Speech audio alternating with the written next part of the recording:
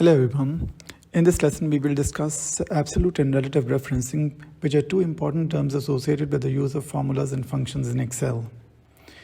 We covered cell referencing in the context of formulas and functions in the previous lesson. We will now go over the difference between the terms relative and absolute referencing, why each is needed, and how to successfully use them in our spreadsheets. So let's first begin with why we would require either one of these. We are using an employee spreadsheet for calculating the weekly pay of employees in a company. Column F contains the hours each employee has worked in the week. Column G contains the pay rate of each employee. And column H will be used to find out the weekly pay of each employee, which will be calculated using the formula hours worked times pay rate. Hours worked times pay rate. I will type in the formula for the first employee in cell H18 over here as equal to F18 asterisk G18. Okay, I can type in the cell reference manually, and I can have Excel automatically display the cell reference when I click on a particular cell. So that's the convenient way, and that also reduces the chances of making a mistake in typing the cell reference. Now, after typing in the formula, when I press enter, Excel will automatically calculate and display the pay, as you can see on the screen. Now, I'll need to repeat the process for the rest of the employees. If I start typing the formula individually in each cell of column H, it will be a time-consuming and laborious task, with the possibility of making mistakes in the formulas being typed. Excel provides a solution to that by letting us copy the contents of the cell H18 into the next rows of column H for calculating the pay of the other employees. You might think that copy-pasting would result in the same formula being copied to the other cells, which would be incorrect, as the hours worked and pay rate of the other employees are not the same. But Excel does not do that. If you try to copy down the contents of a cell that contains a formula such as this one, Excel automatically changes the cell reference or references. Let's see how that works. In cell H18, the formula that I've typed is equal to F18 into G18. To copy it down, I will move the mouse pointer to the bottom right corner of cell H18, which shows a small square-shaped dot. On moving the mouse pointer over the dot like this, you will notice that the pointer shape changes to a black plus sign. I will now press the left mouse button, and without releasing it, I will drag down the pointer to the next cell and then let go of the mouse button. You will notice that a different pay amount automatically appears in cell H19. Now, if I look at the contents of cell H19, the formula appears to have changed to refer to the relevant cells of row 19 instead of row 18. If I copy it down further, the formula will continue to be altered automatically to correctly display the pay for each employee. This is called relative referencing. So how does it actually work? Does it always only increase the row numbers? Well, not actually. The formula that is in a particular cell which we are trying to copy to other cells automatically changes the reference based on where we are copying it down, whether we are copying it downwards, upwards, to the right, or to the left. If I were to copy it to the right like this, then you'd notice that it has not changed the row numbers. It has instead changed the column labels. In the original cell, they were F and G, and here they've changed to G and H. So each has increased by 1. So if I copy it downwards, it increases the row references, the row numbers by 1 for every row that I copied down to. And if I copy it upwards like this, the value of row number is decreased. Similarly, when I copy it to the right, it increases the column reference by 1, and if I copy it towards the left, it will decrease the column reference by 1.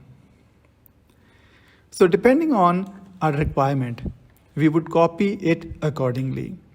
In most of the cases, we usually need to copy down the formula, like I did in this particular case. But there could be cases in which you might need to copy it to the right. And there could be some rare cases where you need to copy it upwards or maybe to the left. But those are rare possibilities which I haven't come across yet. So if you experience that, then in that particular case, you could use that, since you now understand how relative cell referencing works. Now let's say if the employer decides to also give the employees a bonus for this particular week. To accommodate the bonus, what we could do is but I could actually ask the employer as to how much bonus he wants to give to the employees. And when I get the figure, I can simply just add it to the formula, edit the formula, and then type, let's say if the owner wants to give $15 as a bonus payment for this particular week. So I'll just type plus 15, press enter, and the amount has changed. And I can copy it downwards like this, and you would notice that this row references have changed, but the amount stays the same, since that's a constant value. So it does work out, but there's a small problem with that. And that is that let's say if the employer decides that no, 15 is not what I actually want to give to the employees this week. I'm feeling a little more generous, so I'm going to give them, let's say, $20. So this means that I'll have to edit the formula again, change it over here, and then copy it down again to the other cells. And that would work. Now, though it doesn't seem like that much of an effort going into this particular activity, but still it is not the most efficient way of doing this particular work. Because let's say if the employer decides to offer bonuses on different weeks, not regularly, but on different weeks, and he wants it to be automatically accommodated in the weekly pay. So rather than having to edit the formula every time for every such week and copy it down, which would carry the possibility of making a mistake in copying the formula down, we could use an alternative to that, which is we could have the bonus amount written in a particular cell and then use that cell in the formula, the cell reference. So instead of this written over here, I will replace it with the cell reference this.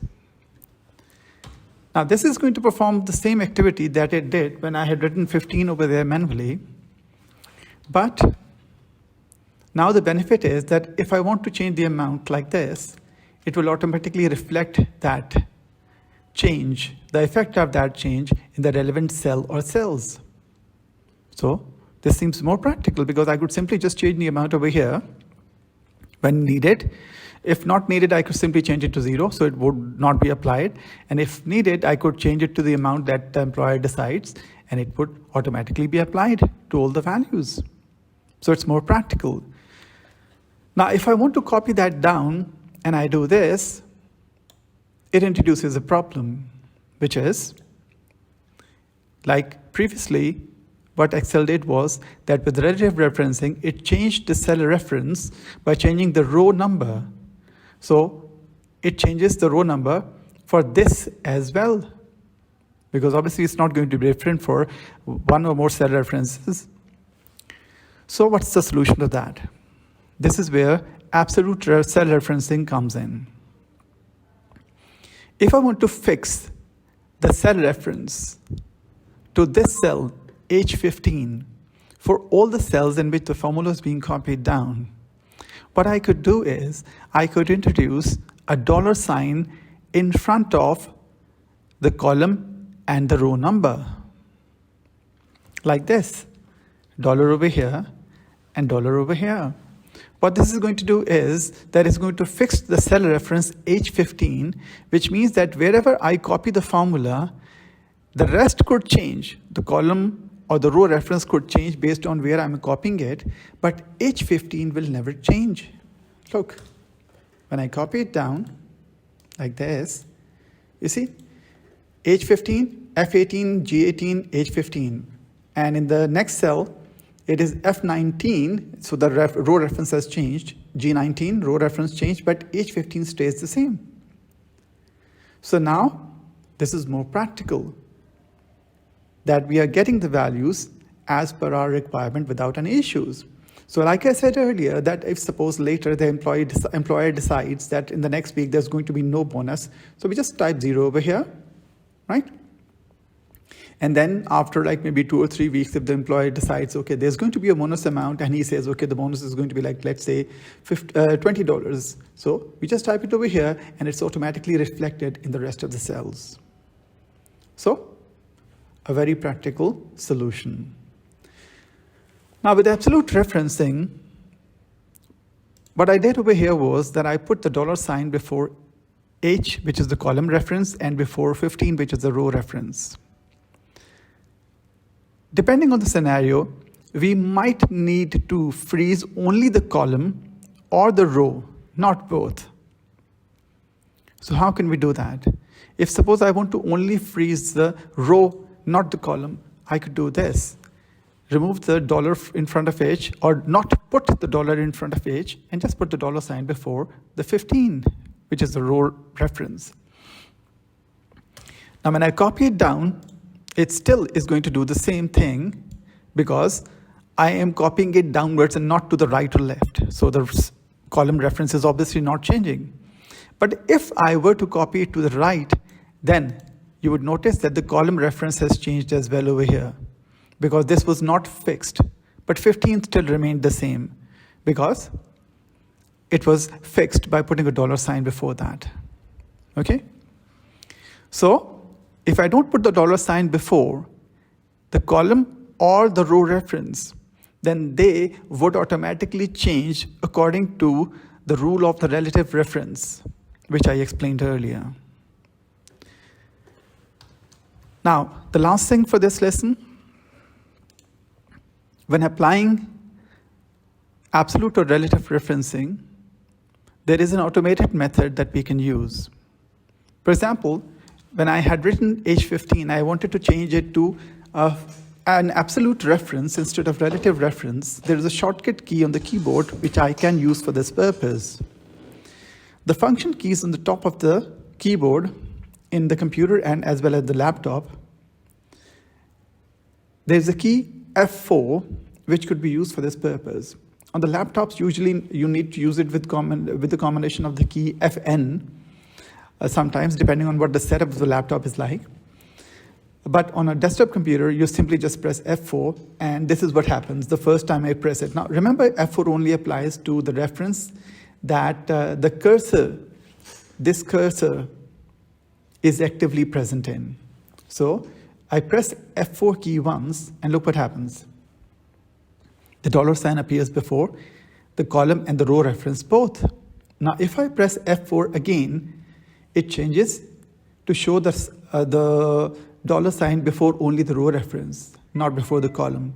If I press F4 again, it now puts the $sign before the column reference and removes it before the row reference. And if I press it again, it changes back again to a relative reference. So this is a shortcut key that you can use for this particular purpose. So that's it for this lesson.